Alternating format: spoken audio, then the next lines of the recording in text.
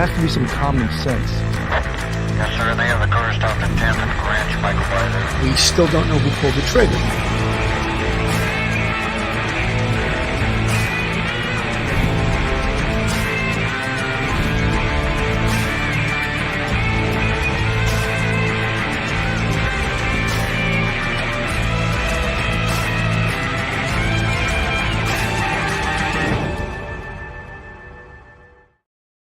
Hello, everyone, and welcome to Police Off the Cuff, Real Crime Stories. I'm your host, retired NYPD Sergeant Bill Cannon, 27-year veteran of the NYP. You know, yesterday, while we all celebrated Mother's Day on Sunday, was a sort of a happy weekend, even if your mom is deceased as mine is, and many of our folks out there in our audience, but it was to be celebrated anyway. But there was also a celebration yesterday at the University of Idaho, the 6-month anniversary of the murders of Ethan Chapin, Madison Mogen, Zana Knodel, and Kaylee Gonsalves. And the celebration was that they awarded some 4 degrees and certificates to those 4 students, 2 of whom, Madison Mogen and Kaylee Gonsalves, were seniors and would have graduated. So sort of a sad day, but at the same time, recognizing that these 4 students, they lived and they were students at this university, and they were working hard in trying to attain a degree. And there's their pictures up on the screen. And in some, no solace really at all, but in some commemoration of their hard work, and that they did walk upon this earth at one time. And maybe it would make their family feel better, their parents, their loved ones, maybe even other students, that they were acknowledged, and Madison Mogen and Kaylee Gonsalves would given posthumous degrees as if they graduated. And Ethan Chapin and Zana Knodel, who were undergraduates, they were given certificates. I don't know if, in fact, that really helps their family, get over this. I don't think that term, get over it. I don't think you ever will get over it. But does it help? Does it help to acknowledge a little bit that I think keeping it alive and keeping their memories alive and letting their parents and their loved ones know that other people do care, even my audience here, I think we do care about this case, these kids, what happened to these kids. And we can't ever let it go either until this whole case is over with. And then, will we ever forget it? I don't know. And they're not related to us. We did not know them. But we know the situation. And we know something horrific happened. I'm going to play this little file tape here. Emotional scene at the commencement ceremony for the University of Idaho on Saturday, as the school honored the 4 students who were murdered at their off-campus home in November. NBC's Steve Patterson was at the ceremony. This morning, pomp, circumstance, and solemn remembrance. It is my honor to welcome you to the University of Idaho's 2023 Spring Commencement. The University of Idaho sending off graduates with heavy-hearted hope after a traumatic year. A horrific tragedy that could shatter any community, but did not. The spring commencement honoring the lives of those 4 students cut senselessly short, awarding posthumous degrees to Kaylee Gonsalves and Madison Mogen, both set to graduate this year, along with certificates to underclassmen Ethan Chapin and Zana Knodel. They worked hard. They studied hard. They deserve to have that work recognized and honored and remembered, for sure. Maddie's parents accepting in the memory of their daughter. Madison's family will always be members of the Vandal family. Thank you for joining us today to celebrate her academic achievements. I thought it was really heartwarming. I almost cried. It just made me really sad. They deserve to be here too. This shared home where the students lived transformed into a months-long crime scene, now planned to be demolished after it was given to the university. Meanwhile, the case against accused killer Brian Kohberger is moving closer to trial. A preliminary hearing is scheduled to start June 26th. Kohberger, who has pleaded not guilty, recently hiring a defense attorney certified to defend death penalty cases. a step toward healing. New grads striding toward the future alongside the honor and spirit of their fallen classmates. Steve Patterson, NBC News. So, folks, you could see even a happy occasion like that, you're sort of forced back into the reality of what occurred, on this campus. And the town will live on forever. The town of Moscow, Idaho. The people there will live on. The community will live on. But this incident will be forever, forever enshrined in the memories of that town, of that school. And I don't think, whenever I talk about it here, I always think of the four kids, Ethan Chapin, Zena Canodal, Madison Mogan, and Kaylee Gonsalves. And having covered this case since November 13th, I almost feel a little bit like I know them, like Ethan Chapin, of course, was a triplet, has a brother and a sister. And you think about how difficult that must be for his surviving brother and sister, because, you talk about twins being attached to the hip, probably even more so triplets, because, in the womb, they're that much closer together because there's three of them in there, and it's just a horrific thing. And I think of it all the time. And I think of, of course, of this case, against Brian Koberger. And, you read things online and from other YouTube content creators, from some of the unscrupulous media that try to sensationalize something that doesn't need to be sensationalized. It's sensational in itself, and not in a good way, in a very horrific way. It's sensational. But the gag order, when we talk about the gag order, it was probably a good thing. It kept a lot of the nastiness, the rumors that were coming out every week. I just think that the family, that's Steve Gonsalves, the father, and it's Kaylee Gonsalves' mom. I don't have her first name at the tip of my tongue, but just look at their faces. Will they ever smile again? The amazing, hole in your heart, in the center of your chest, that they'll forever miss their daughter, and you can't ever get over that. And we can,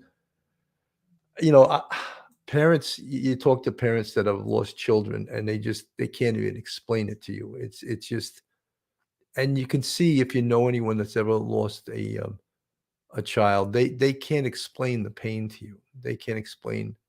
There's something missing. There's something missing from my life, and I don't want to sound somber, but this was the 6-month mark of this case. It was somber in a way, and made a little bit happier that maybe they realize there's a community behind them that will help them in a small way. Because once the case is over, once the case goes to trial, whatever happens, all the parents go home to themselves, to their own lives, to their homes, to the solace, to their grieving. And it's something that all the support in the world, when you're there by yourself late at night, to your thoughts, and these four beautiful kids, Ethan Chapin, Kaylee Gonsalves, Zena Canodal, and Madison Mogan, it's you can't explain it. And as much as they were all full of life. They were full of life. They were full of hope. They were full of expectations. We think about the community of Moscow, and you think about how this affected the entire community, a community that up until November 13th, 2022, never locked their doors. There was never any serious crime in Moscow. I shouldn't say never, but it was very, very rare. Probably one of the safest communities in the country, But yet, now everyone locks their doors. It's the innocence of a town has been cut open and poured onto the sidewalk for everyone to see. So it's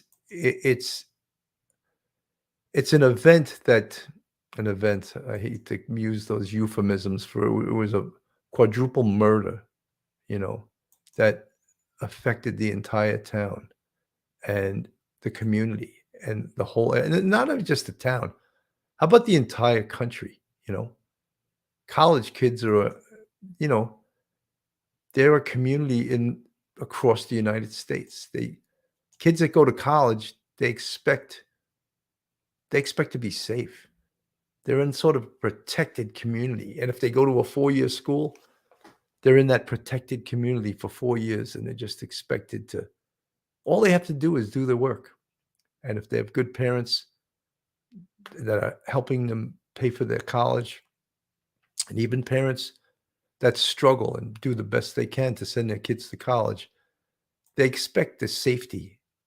The picture on the screen is, Ethan Chapin with his brother and his sister. As I said before, he's a triplet, and how difficult it must be for them to get over the loss of their brother. Just you know, an incredibly, you know, every picture you see of these kids, they're like a lot of college kids. They're smiling, they're happy. You know, I remember when I was in college many moons ago, the only stress you had was really the academic stress. Well, I had to work through college most of the time, but other than that, you know, I think of the college experiences. My 2 sons, they both went to the same college, and, when I went there to visit them, to me, it was like, "Wow, you guys are getting a 4-year vacation on my dime," you know? And how many other parents feel that? Of course, I was thrilled to be able to provide that for them,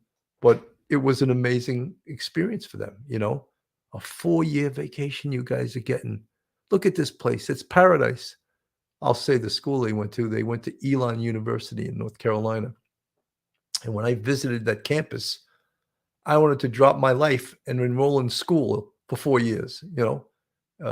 And I don't mean to get off topic, but I'm just trying to sort of paint a picture of what it's like for a lot of kids, not all kids. Some kids struggle. They're working 2 or 3 jobs to get themselves through college. My kids were lucky enough that they had a mom and dad that worked really hard so that they didn't have to do that. And not look, there is nothing wrong with parents that can't afford that, that have to do whatever they can do to get their kids through college, financial aid, loans, whatever they have to do.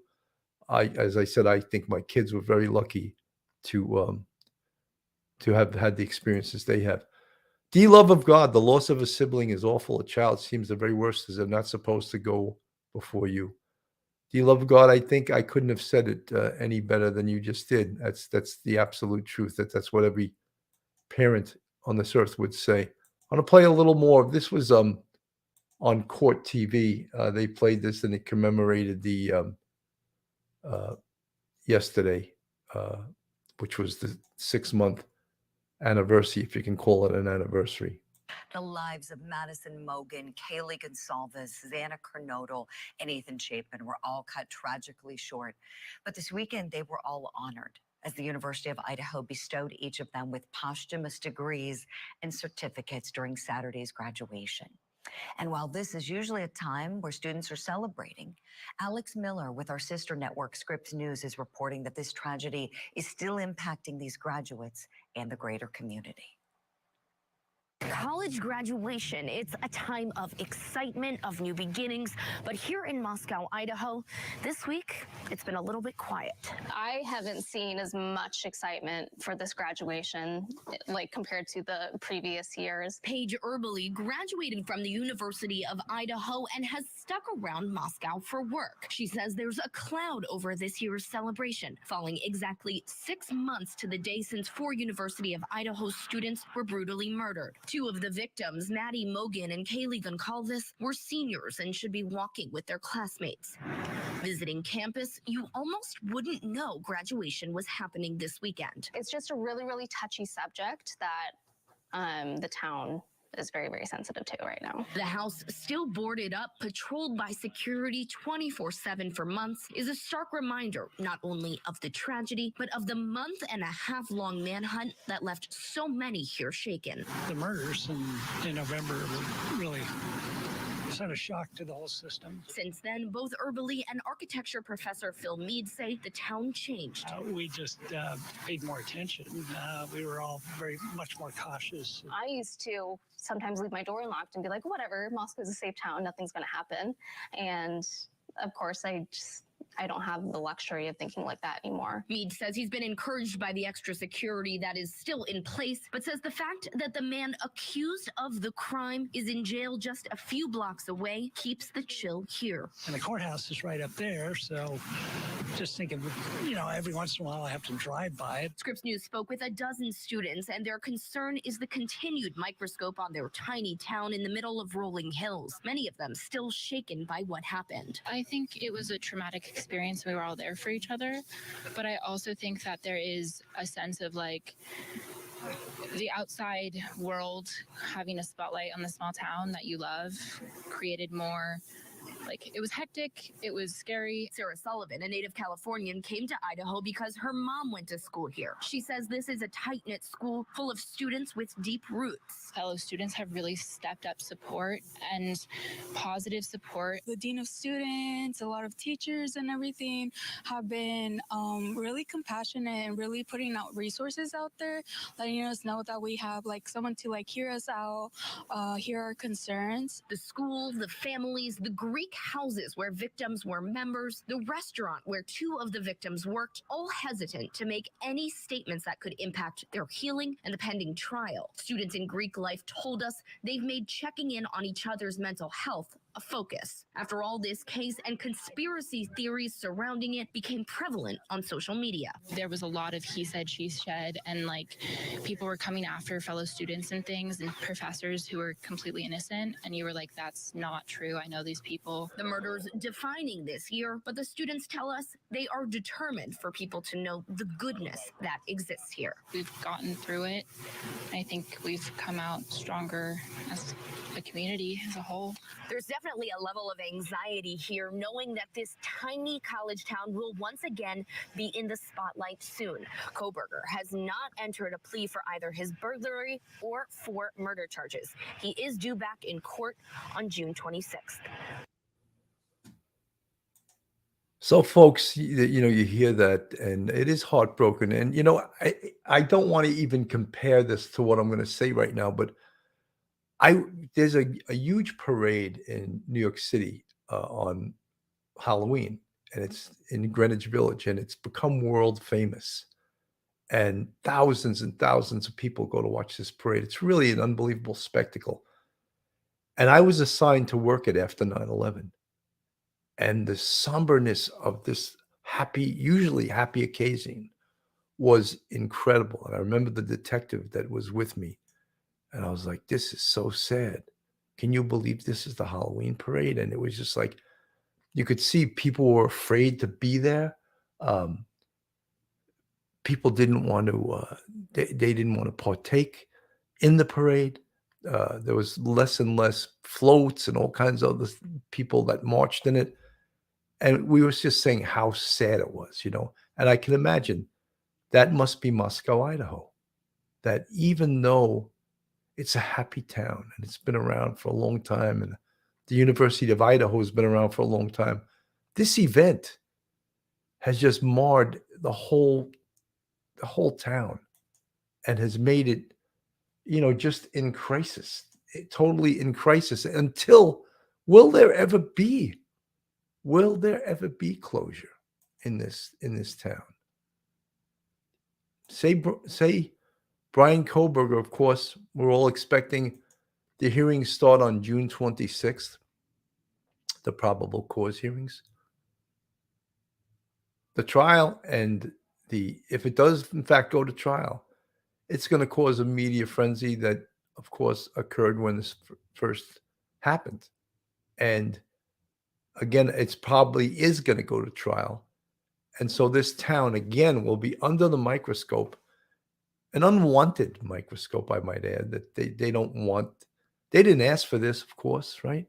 But it's put this whole spectacle, this whole spotlight on a town that perhaps, it's not perhaps. I don't think they they wanted this to happen at all. Of course not, and it's, early on when this first occurred on November 13th, 2022, they had a vigil, and this was before, of course, Brian Kohlberger was even arrested for this crime. I want to play a little bit of just this gives you the feeling of what the town was like, of what the university was like back almost 6 months ago. I think it helps to bring people together, even if you didn't know them. I think it helps to have people come together and know that this is one of the only ways that they can support the Vandal family and the families involved. I am happy that a lot of people showed up to show support and show that the community is behind them, whatever happens. And I think this is a really good way to show that.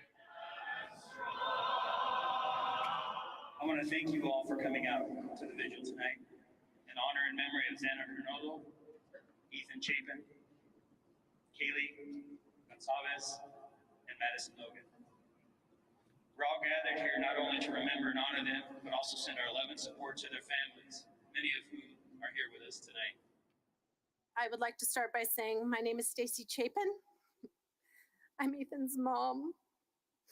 We want to start by extending our deepest condolences to all the families impacted by this tragedy. It's hard that we are without these 4 beautiful kids with us tonight. We are eternally grateful that we spent so much time with him.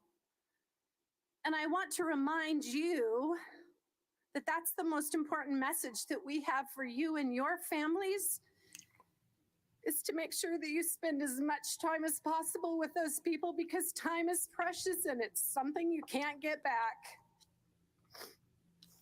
Just so I can let everybody know, the main reason I'm up here today is so that everybody can understand what we lost.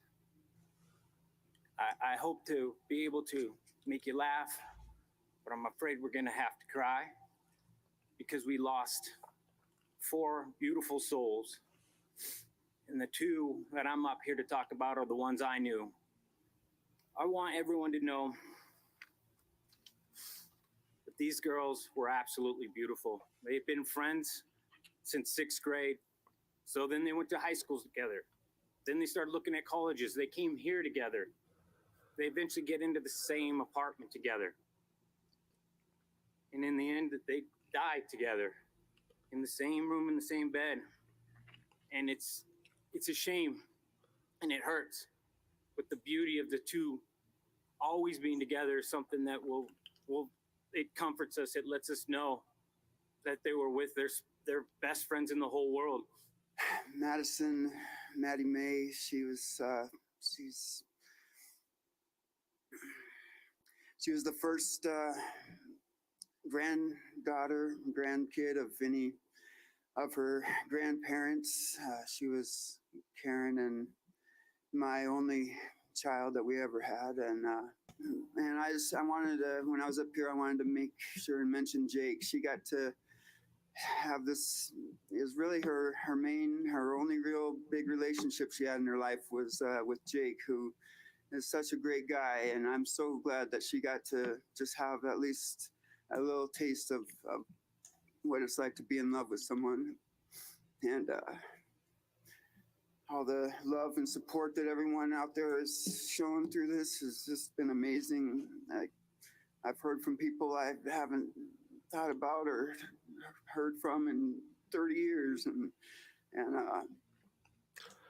Folks, it's so amazing how heroic these parents are, how they can get up in this vigil. Again, this happened 6 months ago, like shortly after in this instance, his daughter was killed, and Steve Gonsalves, his daughter, of course, was killed. How they can stand up there and address the crowd, the unbelievable strength that takes, it has to be admired.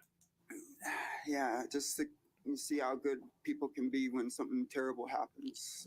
Thanks for being here, and that's all. This is where I would ask that you turn on your electronic candles if you have them. Xana Kernodle. Ethan Chapin. Kaylee Gonçalves. Madison Mogan. When I look at all you guys, there's only one way for this to get a little better, to heal a little bit. There's pain everywhere. Is you're just gonna have to love each other.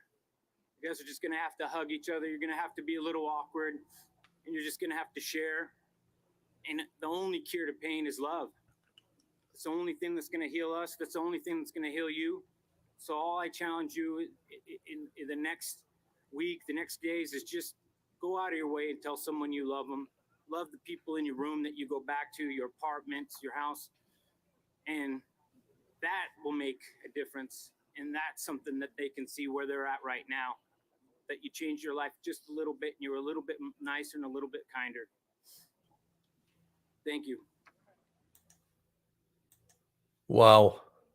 That was tough. That happened. That was, of course, the candlelight vigil 6 months ago. And guys, obviously the purpose of this show today was to commemorate the 6 months since this occurred, and the fact that the university gave honorary degrees to Madison Mogan and Kaylee Gonçalves, and certificates to Ethan Chapin and Xana Kernodle. And that occurred yesterday. Well, we were all celebrating Mother's Day on Sunday. This happened over this weekend. I believe it happened on the 13th, which should have been the 6-month anniversary of this horrific event. You know, when we talk about, again, you can't express all the things that have happened since this happened, you know, and I like to put their pictures up on the screen. How did this affect the students at this university? How did this affect the faculty? Remember early on, someone out there in stupid world was pointing a finger at someone in the faculty and accusing them of doing this? I mean, just the people, the food truck guy, the neighbor that was walking around, all the lunacy that we've seen with this, the press saying that, is this a cold case after 6 weeks? You know, all the pain that's caused by false reporting, innuendo, and just out and out meanness and pointing a finger at someone without any evidence whatsoever, just because, oh, at one point, one of the boyfriends was accused. Why did he leave town? He did it. You know, I mean, just the craziness, you know, and I'm glad that a lot of the people, I think, that listen to myself, Police Off the Cuff, Real Crime Stories, Duty Ron, I think we have some of the best subscribers, fans, followers that there are, because I think we're reasonable. So as a result, the people that watch us, the people that listen to us, I think they're reasonable too. So they like, you know, they like real crime from a police perspective. And again, we try not to be sensational. This case is sensational enough without having to invent stuff, you know. You don't need to invent anything. This case is in itself sensational, you know. 4 lives lost of these 20 and 21-year-old kids. Do you need any more sensationalism to that? I don't think you do, you know. And you look at this, Ethan Chapin's brother and his sister, a triplet. You can't make this up. I really admired Ethan Chapin's mom and his dad. I mean, talk about being heroic, being able to step up and speak to a crowd about your child that you just lost is, to me, is amazing. I don't think I could do it. Maybe would get too emotional, but it's to be admired. It really is. To me, they're heroic. They're really heroes, you know. And again, we're not doing anything sensational. We're going to, you know, I try every time we cover this case, I try to mention their names: Ethan Chapin, Kaylee Gonçalves, Xana Kernodle, and Madison Mogan, you know. I think we also have to remember this investigation, the police, the Moscow police that took so much on the chin, took so much criticism. Look, in the beginning, we was suspect of their ability to solve a case like this. And to Chief Fry's credit, he enlisted the Idaho State Police and he enlisted the FBI right away because he knew we need help. This case is bigger than us. It's bigger than a small department like ours can handle. And, you know, you got to give it to Chief Fry. Thank you. You're a real professional. And the fact that you reached out and didn't let egos get in the way, that's why this case, someone's under arrest, because of the cooperation among law enforcement, the cooperation among the community. Some people take that as a weakness in investigation. And I have a certain writer in mind. I won't mention his name and make him famous, but that's what investigation is. Investigation is using every single resource at your fingertips. And what do you care who gives you that tip that solves the case? Is that showing that you're a lesser investigator or a lesser cop? No, that shows you know what the hell you're talking about. We always say on our podcast that the press can be your best friend and your worst enemy. And that's so true. And look, the press had a hand in helping to solve this case. Absolutely, right? How else they got all this information out there? And how else did that gas station attendant pull up the video of the white Hyundai, right? That helped. And we knew early on when the police said, "Oh, we're looking for a white Hyundai," we knew that, and they were saying it's a witness. I knew immediately that was the perp's car because, you don't put that much urgency into a witness. And the urgency was there. And look, the press put it out there. So to their credit, yes, they helped. The press kept this case, kept the pressure on, kept it under the spotlight, kept people, suspicious, looking at certain things. That's how you have to be to capture a murderer like this. You can't just ignore, and then these people, these writers that they know nothing. I would like the writer who I have in mind. I'd like for him to strap on a gun belt and go ride in the backseat of an NYPD sector car in a busy precinct on a Friday and a Saturday night. He would change his whole tune. He wouldn't be so arrogant in what he writes. I think every writer should experience that, to go out there and experience that. So many people online are mentioning, "Oh, Brian Koberger, what if he's innocent?" Well, you know something? This is our system. He was arrested based upon probable cause. If he's innocent and there's not enough evidence to convict him, if the prosecutor cannot convict him, barred beyond a reasonable doubt, that's the acronym for it. I used to teach, and I always remember barred. The prosecution has to convict beyond a reasonable doubt. If they can't do that, then he'll be found innocent. And don't forget, this is a death penalty case. So the prosecution from minute one has to cross their T's and dot their I's. And they're going to have some really, basically for the prosecutor in Moscow, in Lake County, he's going to have some help from the state attorney general's office because he needs it. This is a huge case. I don't think he's probably ever prosecuted a case of this magnitude. I just want to speak a little bit about too. I believe May 25th, a judge is going to hear the media has filed a brief in regards to the gag order. So a judge is going to hear that. Will it be reversed? I don't know. It could be reversed.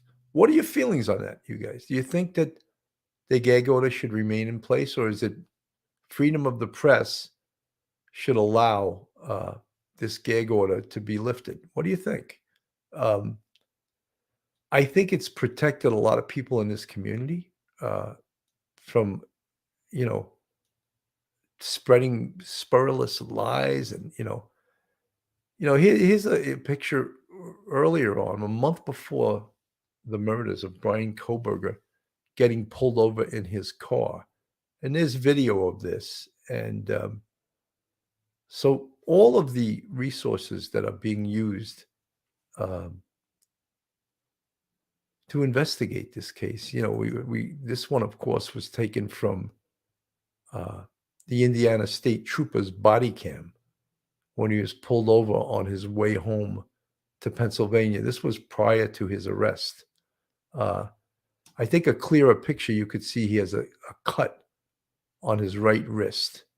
And was that why they were pulling him over? Was that the purpose? I never believed that that was just a random car stop. I always believed, and I still believe, the FBI, got in contact with the Indiana State Police and said, pull this car over. And I don't believe the FBI that this was just a random car stop. I think they wanted to pull him over for several reasons. One of them was to look at the inside of the car, and one was to look if he had anything inside that car. And what they discovered, he had a cut on his wrist. They would have found that out later on anyway, but let's look at it right now. Let's look at it while he's driving back to Pennsylvania.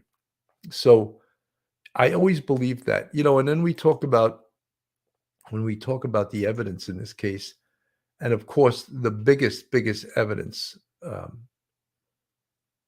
was the DNA on the button of the knife sheath, right? And the DNA that came back to his father, which was like a 99.98% chance that it belonged to his relative. Familial DNA, which again, once they had that, and they had all this other stuff, probably the biggest break early on was the white Hyundai.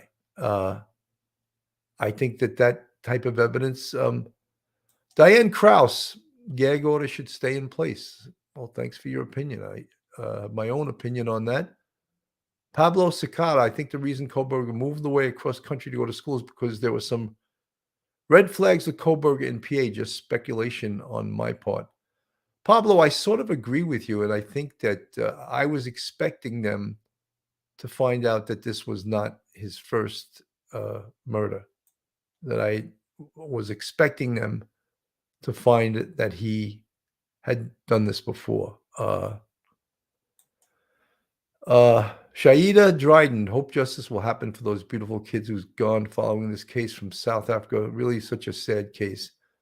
Yeah, it's a very sad case, and there's no way to bring these kids back, right? There's absolutely no way on earth to bring these kids back. But it's I wanted to show a little bit of just to see when you can see the demeanor of Koberger when he's pulled over, and he's sort of an oddball type of guy in my opinion. Video obtained tonight by ABC News shows the man accused of killing 4 University of Idaho students was pulled over 1 month before the murders.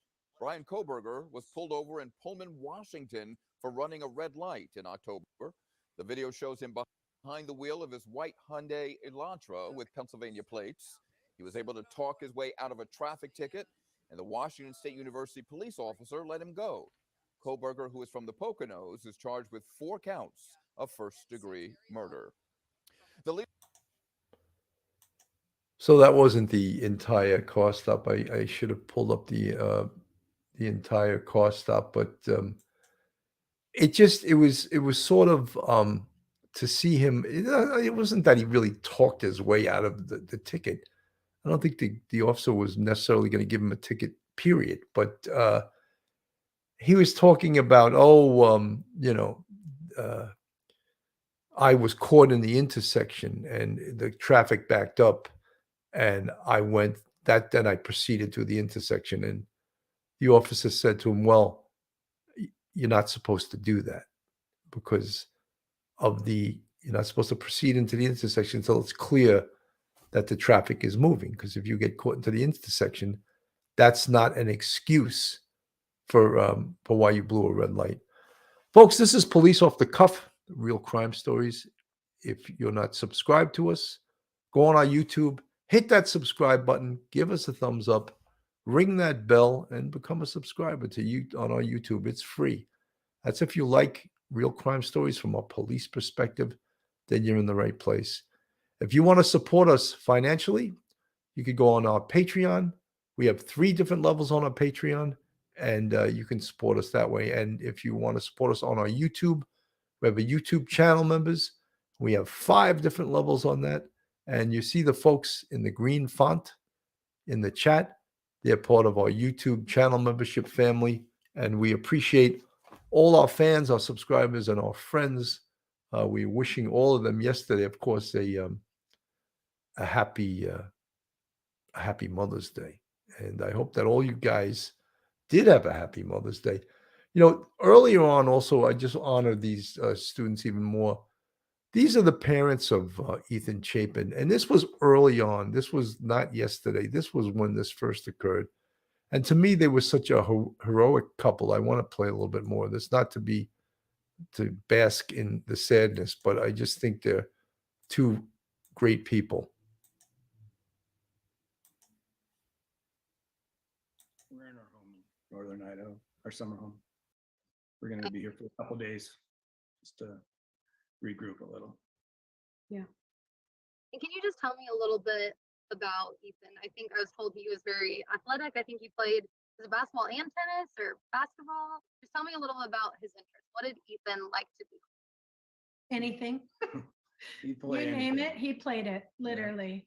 Yeah. I think we just watched a thing from the university, spike ball champion, volleyball champion. I mean, right? I mean, he just literally would play and do anything. He played club soccer for years. We traveled, all of our kids are athletic, and we traveled every weekend, and he was involved in anything. He just literally, I don't know. He just loved to play everything. He did. All he the loves sports. sports. I mean, our love language with him was sports. Like, I literally watched, I follow like NFL football so that I can literally have a conversation with Ethan, because I could, send him a text message, and, that was I don't know, just everything. I don't know, that and country music. I mean, yeah. He's funny. He literally, we were trying to have a conversation really quickly about our favorite memory. We can't come up with one. I mean, he literally lit up every room, everybody. He was friend to all.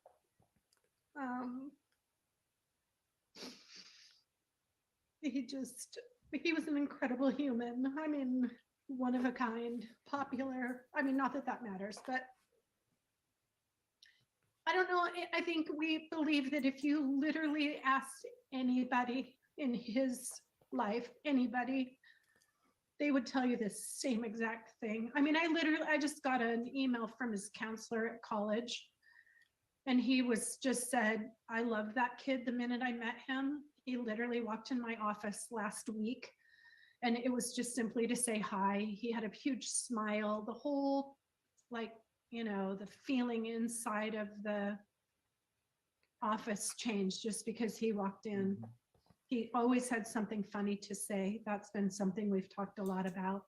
I mean, he was definitely the comedian of the 3 kids. He kept us all, I mean, we have the funniest videos of him. He's the kind of kid that everybody wanted to be around. He was just a good kid. He's a good kid. That kind to all. Didn't deserve what happened. Folks, I just wanted to give you what great people, huh? They're like the all-American family that lived for their kids, which happened to be triplets. And Ethan was the son, of course, that was unfortunately, he wasn't even supposed to be well, he didn't live there. He didn't live at 1122 King Road. He just happened to be staying overnight on that fateful night, that horrible night that will be marked in history. I hope that this show today served somewhat, almost again, like a tribute to these kids, because I think that we want to remember them too. And there's going to be, as June 26th comes close, as May 25th, that'll be the gag order hearing. But as June 26th, the probable cause hearings start. Maybe we won't be focusing on these 4 kids as much as we can. They'll be focusing more on Brian Koberger, and we'll sort of forget. Well, I'll never forget, but many people will forget that this is who this case should be focused upon: Ethan Chapin, Zana Knoll, Madison Mogen, and Kaylee Gonsalves. These are the 4 kids that lost their lives, 20 and 21 years old. When you think about that, when you have your own kids, you think about how long kids really stay kids, right? And you might say, oh, they're a young adult and stuff, but my son's 31, my other son's 28. I still consider them as kids. They still reach out for the advice of their parents, which they should, right? And think of kids that have to grow up too fast and don't have, say, 2 competent parents to reach out to. That's sad, right? But, and I know you guys listening right now, I think you're agreeing with me that kids are your kids and they stay kids for a long time, right? They'll always be your kids. So in that way, uh, they're talking about these were really kids, 20 and 21, and so much promise. They had so much to live for. Madison and Kaylee were graduating. They would have graduated this in May. Yes, it would have been over this weekend. They would have graduated. So just crazy. Mary Michael, Sergeant Bill, this show definitely has been a wonderful tribute to Ethan, Zana, Maddie, and Kaylee, plus their families. Great job. Well, thank you so much. And I think that I wanted to sort of highlight them a little bit because a lot of stuff is going to be happening very soon that has nothing to do with them. That has everything to do with Brian Koberger. And of course, this case has gotten not just national renown, national attention, international. This case is being covered. It's something so horrific that it's being followed all over the world. You hear some of our friends that come onto this channel that are from that they're from Australia, from England, from Ireland, and they're interested in what's going on with this case. So Star Dancer, hello, Bill, and all the Police Off the Cuff family. Great show. Thank you, Star Dancer. Thank you guys so much. Guys, I just, if you can remember tonight, I have a really special show tonight at 9 p.m. Retired NYPD Lieutenant Tom Joyce, who was a 7-9 precinct squad commander. So he's really a top investigator. And he works in law enforcement technology. And we're going to get into the technological advances in law enforcement. Some of the things that help, A, to solve crimes, B, to keep the police officers safer, like that dog robot they're using in the NYPD, that it stops the necessity of a cop having to go toward a violent EDP or a violent perpetrator. The robot can go in, and obviously, if the guy shoots the robot, he's just going to kill a machine. He's going to destroy a machine, but it'll save the lives of officers. DNA, of course, facial recognition, shot spotter, the technologies where officers can pull things up on their phone en route to a job, the picture of a potential perpetrator. All of these tools weren't around. Most of them weren't around when I was on the job. So a lot of them have just happened in the last few years. So that's what tonight's show is going to be about: technology and law enforcement. And we're going to apply them and show how they helped solve this case, the murders of Ethan Chapin Madison Mogen, Zaina Kernodle, and Kylie Gonzalez. The technology that allowed them to come up with some of the evidence they did. And of course, investigative genetic genealogy is just, it's in another stratosphere as the importance in the 21st century of evidentiary collection. Just incredible. And so many other things that we're going to talk about on tonight's show. There's no point of me talking about it right now. So if you could tune in tonight, I think it's going to be, and Professor Mike Geary's going to be on the show. And of course, straight out of Brooklyn, retired NYPD detective Phil Grimaldi. So guys, thank you so much for tuning in. I think the show was a little bit of a sad show, but I think it served as a good tribute to these great kids. And hopefully I'll see you guys tonight at 9 p.m. Have a great day, and God bless everybody. One episode just ain't enough.